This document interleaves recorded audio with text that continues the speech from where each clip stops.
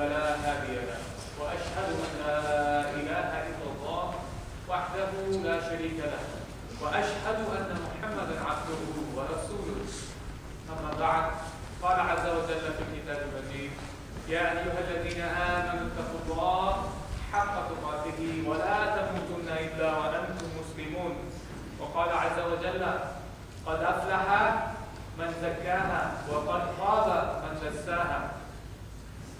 We begin in the name of Allah Azza wa Jal, the one worthy of all worship, all praise, all excellence. And we give our two pledges every Friday that we remind ourselves, as the Prophet Muhammad ﷺ reminded us as a community of Muslims. And that is that we bear witness that there is no one worthy of worship except Allah, meaning God is the priority in our life. Right? He is the goal. He is the one that we're trying to please. He is over everyone, right? And everything is under Allah Azza wa Jal. In a meeting where we find ourselves aligned with good character, good morals, beautification of our akhlaq and our adab. And then along with that, we recognize that in order to get to that pleasing Allah, prioritization of Allah as our goal, right? There's no one worthy, nobody matters except Allah. Really, that's what it means, right? Then you say Muhammad is the messenger of God, meaning that Muhammad, the way of the Prophet Muhammad sallallahu alaihi wasallam. And not only Muhammad, but also the way of Musa, the way of Isa, the way of Ibrahim, the way of Ismail. All of them are aligned. When you say Muhammad, you're simply mentioning that the messenger and the messenger of God, right, who have messengers of God who have come before, all of them, we follow their path. And obviously they taught, if you read the Quran, they taught one thing. It wasn't they were teaching different teachings to different people. It was really one lesson that humanity would forget. And the messengers would be sent and they would be redirected their attention to this goal and this focus. And if you read the Quran is full of that focus. That all these messengers came and then the humanity went in another direction. So the messengers were sent, or prophets were sent, and they were redirected to what is right, what is moral, what is good, and away from what is forbidden, basically. And that's really the Quran in a nutshell. That it talks about those stories, and that it talks about how to do that, inshallah. So the two ayat that I recited, you who believe, have taqwa of Allah, be God conscious, as you out to have consciousness of God, meaning you know yourself how to be God conscious. This is not something that you learn, but this is something that is inculcated, and this is innate within yourself, that you recognize what is good and what is bad, and that's being God conscious. And do not let death approach you except in a state that you have submitted to Allah. In a state where you have become a believer by not just your tongue, but also by your actions. Right? Not just the faith that you profess, but the faith that you live. Right? So there's a faith that people profess. They say, Ashhadu an la ilaha illallah, Ashhadu anna Muhammadan Rasulullah, and then their actions basically deny what their tongues are saying. Right? So they're those type of people. And in the Quran, if you read it, who are these people? They're simply called munafiqun. Right? They say it from their lips, but their hearts don't believe. So we have to recognize it. And then there are those who simply say, I don't believe, and that's it. They shut out everything that is good. So we have to recognize as believers. And what is the message in the Quran? What is really one thing that you could take away from the khutbah that you could learn, and you could say, this is really what it's all about. Right? This is what, and that's the second ayah that I recited from Surah Al-Shams. But before we get to that, I want to talk about, as you're going through the college experience, right? And some of you have graduated, I've seen some people. But most of you who are going through the college experience, you're trying to understand what is going around and what is your position and your place in this environment, right, around you. And in this college campus and the people that you deal with. And you recognize that, there's obviously a lot of knowledge and education that goes into it, understanding of different concepts and different frameworks, because that's how knowledge is transferred, right? Knowledge is given to people by some sort of reference, right? Some sort of framework. One big framework that we could talk about is Maslow's theory of Maslow's theory, when he talks about what human needs are, right? One framework in religious sense, Prophet ﷺ also has given us frameworks. This framework kind of helps you digest a lot of information, or a lot of knowledge, right? One of the frameworks that Prophet ﷺ gave us was the Hadith Jibreel, where Jibreel ﷺ comes and he says, what is Islam? Now the Prophet has to explain all of Islam in few words, right? You can't just continue to talk about what is Islam and on and on and on. So how does he explain it? He simply summarizes and says Islam is 5 things, 5 pillars. Right? These are the 5 fundamentals that we know: Shahada, Salah, Siyam, Zakat, Hajj. And then he says, what is Iman? What is faith? And he summarizes all of Iman into few words, and he says, to believe in Allah, to believe in the messengers that they came with a message, the books, to believe in the day of judgment, right? To believe in angels, that they are messengers between human beings and Allah. So all these things, these are our way of giving you knowledge and having you digest this information without really understanding all these big concepts. And that's why you have a lot of in science, when you have theories and principles, and right. So all of these are simply explaining a lot of information to you in a very sizable portion. So how do we understand all of Islam? Right? All of Quran, all of that which goes around our lives. Some people looked at Islam, Muslims, right? And it's important to know this. And I'm sure you're thinking about these things. Some people looked at Islam and the Quran and the Hadith and the Sunnah of the Prophet ﷺ and the predecessors, the examples, and they said, what Islam is all about? Islam is all about recognizing and building a caliphate, a political system where you have a Khalifa serving, right, and recognizing and having sovereignty, and therefore they will bring up as a proof, هُوَ الَّذِي أَرْسَلَ رَسُولَهُ بِالْهُدَى وَدِينِ الْحَقِّ لِيُظْهِرَهُ عَلَى الدِّينِ كُلِّهِ, right? And so this is an ayah that they said that God has sent a messenger and a religion, so it could kind of guide people and triumph over, right, in their translation, over all other religions and ways of life. So they give us a proof. Other people, right, this is knowledge that's concise and given to you with a framework. You have to understand, frameworks are very powerful. So everything that they have, right, goes in accordance. So they say the reason why we establish prayers, the reason why we fast, the reason why we have congregations, right, and mosques, is to have this nizam, this organization, this discipline. So there's a hierarchy, or there's a discipline on the primary level, and then there's a discipline in the sense of political sense and government and things like that. And then the highest of it is having a caliphate, right? And that is what Islam requires from us. That's one framework. The other one, right? And I'll give you like the 2 extreme examples like this. Another one is, it's all about being spiritual. It's all about recognizing that you can have a link with Allah, with God, right? A direct link.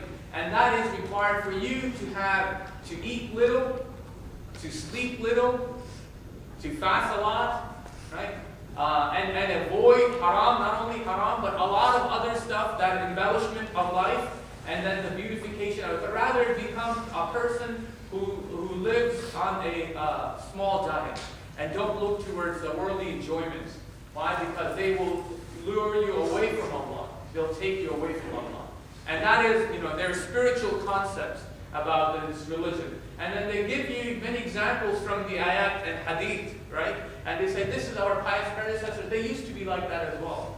And they say, look at the Prophet ﷺ. He never built a mansion, and he never worried about painting his walls, right? That actually says that there were blocks,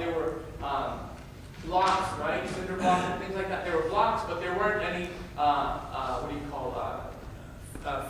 finishing touch on the wall of the Prophet ﷺ. The Prophet, and then they give other examples of the clothes of the Prophet ﷺ. They said, be be happy with the least amount of things, and don't think of dunya and prioritize that, the enjoyment of it, as your goal in this life. So that was one concept that they came up with, one framework as to how your Islam, or what your Islam requires from you.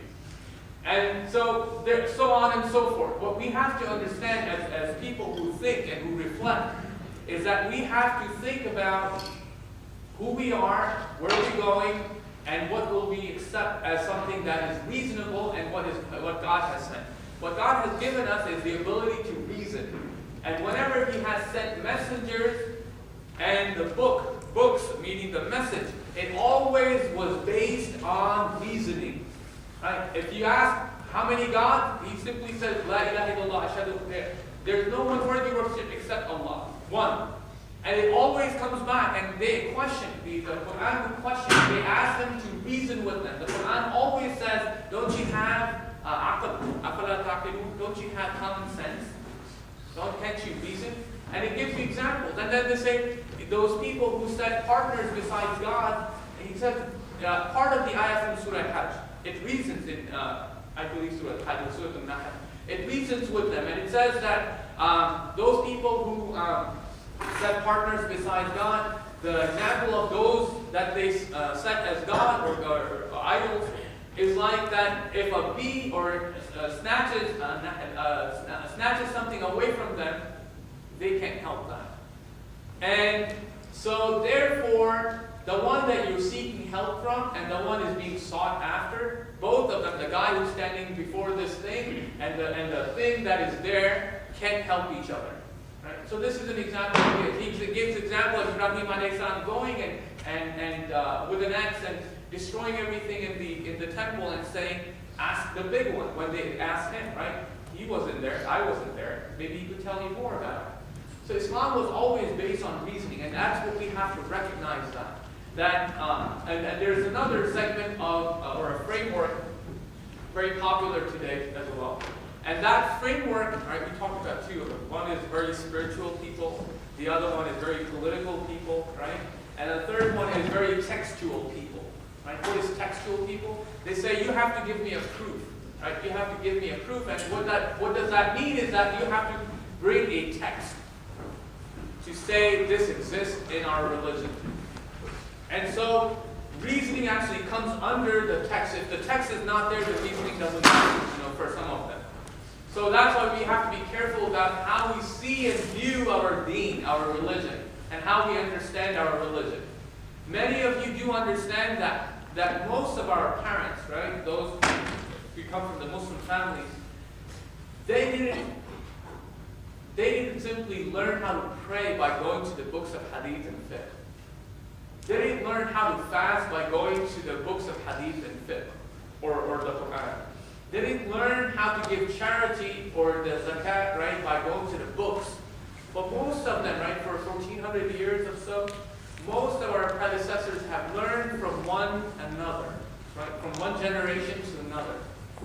And the books, they actually came in the 21st century, 20th century, where the printing happens and all that. Most of the Muslims actually, besides these 200 years, last 200 years, most Muslims did not have a copy of the Quran in their homes. That's documented, that's known, because most people did not know how to read and write. Most people did not. The Prophet ﷺ, they said in Mecca there were about 10 people who knew how to read and write. Umar radiallahu anhu was one of them. Ali radiallahu anhu later on, he was also another one. About 10 men that they would count, who were known for their ability to read and write. Perhaps there were more, but those in the hadith documentation, there are about those who are listed. But we recognize that, and then we understand. How do we understand our deen? So I want to come back to the ayah that I recited, and that is قَدْ أَفْلَحَ مَنْ زَكَّاهَا وَقَدْ خَابَ مَنْ دَسَّاهَا. All of the Quran, it's really talking about one aspect of our lives, and that is the one who purifies his soul or his nafs is successful, has gained success, and the one who simply lets it slip, right, who follows his or her ego, that's the individual who has failed the test. Right? The one who follows his or her desires, That's the one who failed the test. And the one who's successful indeed, who has achieved success, the one who purifies. قَدْ أَفْلَحَ مَنْ زَكَّاهَا. The one who purifies himself or herself. So I want to talk about that more in the second khutbah, inshallah. And we ask Allah subhanahu wa ta'ala to forgive us and have mercy on us, and to make us amongst those people who learn and learn not only to educate others, but also live Islam, inshallah, in our lives and those who are around us, inshallah. Ameen. أقول قولي هذا وأستغفر الله لي ولكم ولسائر المسلمين والمسلمات.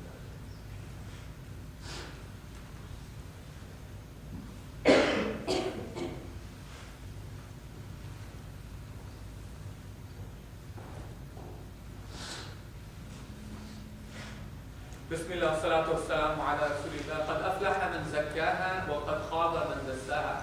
I'm going to try to wrap it up in the last few minutes, inshallah.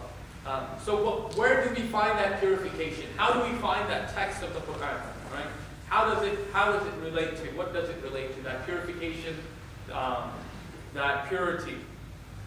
Quran basically talks about 5 types of, and this is another framework that we look at. 5 types of purification. One is purification of your body, right? When you perform, before you come for a Jumu'ah, you perform ghusl, right? Take care of the shower. When you stand before Allah, the place has to be pure, right? The place has to be clean, right? When you are ready to perform the prayers, your clothing have to be clean and pure. And that is the purification concept. Human beings, they recognize that. All of human beings, right? That we have to be in a neat and clean environment and in clothes that matter, right? All of that. And then, so Islam came to universally accepted value with people. So Islam came to recognize that and honor people with that. قَدْ أَفْلَحَ مَنْ زَكَّاهَا, right? Those people who purify themselves, they have achieved the success. In terms of your food, number 2, Islam came to teach people purify your food, because if you purify the place where you are, the clothes that you wear, before you stand before God, right? Then this purification will internalize. But if you eat food that is considered, the Quran has 2 terminologies for food, the different terminologies. But one is tayyibat and khaba'ith, right? That He has made in the ayah, He has made all of tayyibat, all of the good, halal for you. And He has forbidden only that which is from amongst the khaba'ith, from amongst the impure, right? Not clean, not good, polluted stuff. That's what He has made haram for you. And then it goes into detail about what are these. And those are the ones that He talks about, that things like, for example, pork. Because you don't want to act like that animal. He has made haram for you of these predator animals, right? Because you don't want to have this beastly nature within you. He has made forbidden for you blood. Why? Because you don't want to be a bloodthirsty individual. He wants to humanize you, right? لَقَدْ كَرَّمْنَا بَنِي آدَمَ. We have ennobled, we have dignified Bani Adam. So He wants to dignify you, and therefore all of the halal and haram in reference to the food is explained by saying Allah subhanahu wa ta'ala has made halal that which is tayyib, that which is good and pure for us. And it's a very simple way of understanding that. And the hadith, if you read it, that's what the Prophet is saying. When he says to us, donkey, right, eating of donkey is haram, right? And the reason is because people recognize donkey to be an animal that transferred, right, the load and things like that. But it wasn't something that they would eat. And they recognized that it was in the human nature that it's understood that people don't want to eat dogs and cats.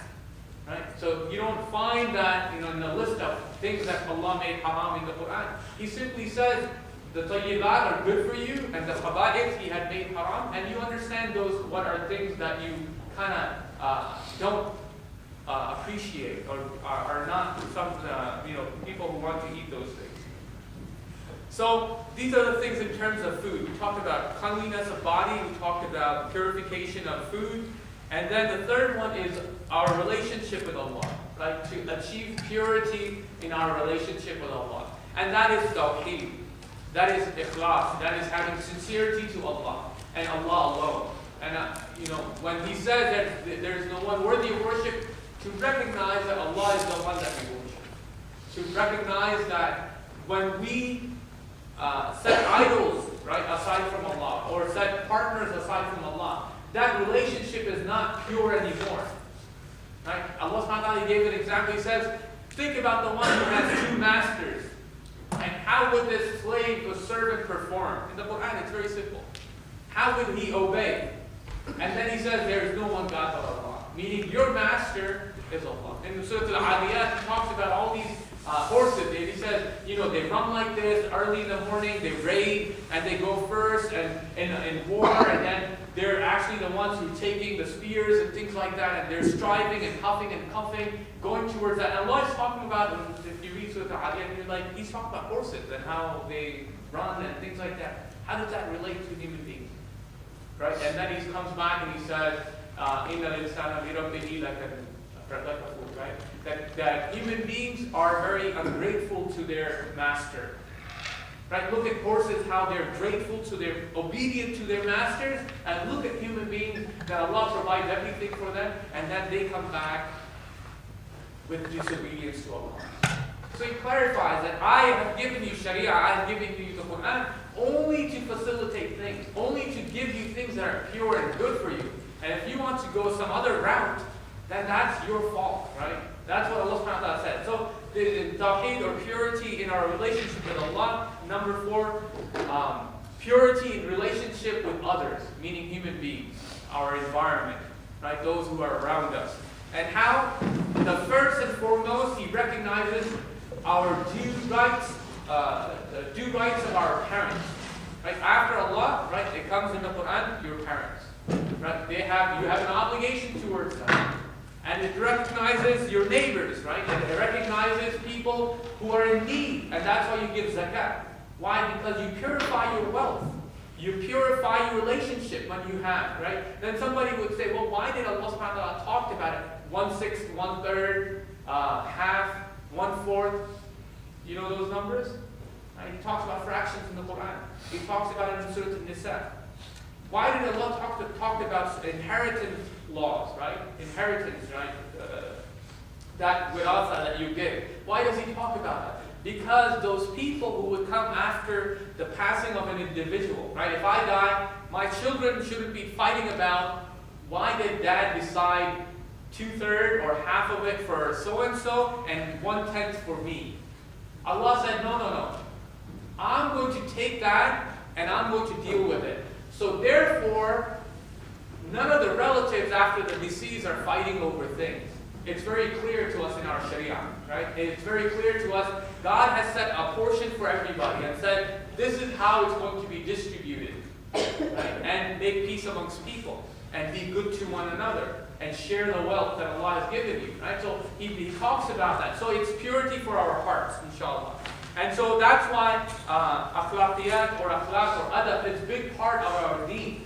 Because he wants us to have this purity in our hearts. And the last one, inshallah, is the purity of thoughts. All of that should lead us towards one direction. And that is purification of who we are and what we stand for.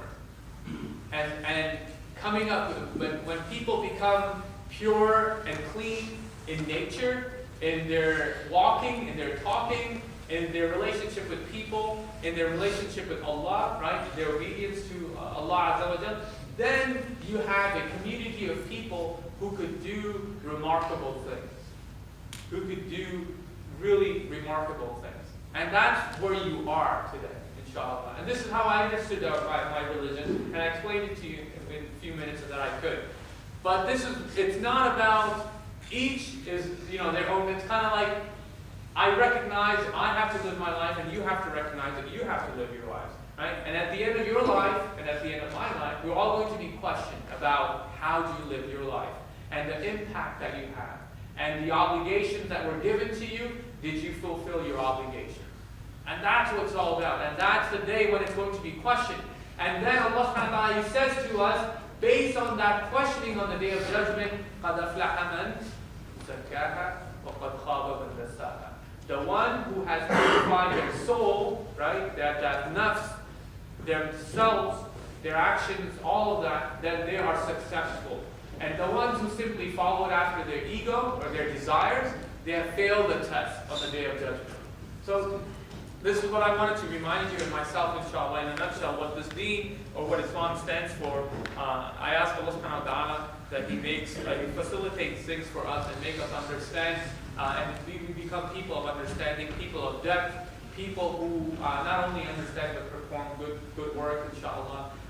ربنا آتنا في الدنيا حسنة وفي الآخرة حسنة وقنا عذاب النار اللهم أعنا على ذكرك وشكرك وحسن عبادتك ربنا ظلمنا أنفسنا وإن لم تغفر لنا وترحمنا لنكونن من الخاسرين يا مقلب القلوب ثبت قلوبنا على دينك لا إله إلا أنت سبحانك إنا كنا ظالمين آمين برحمتك يا أرحم الراحمين وصلى الله وسلم على سيدنا محمد وعلى آله وصحبه أجمعين وأقيموا الصلاة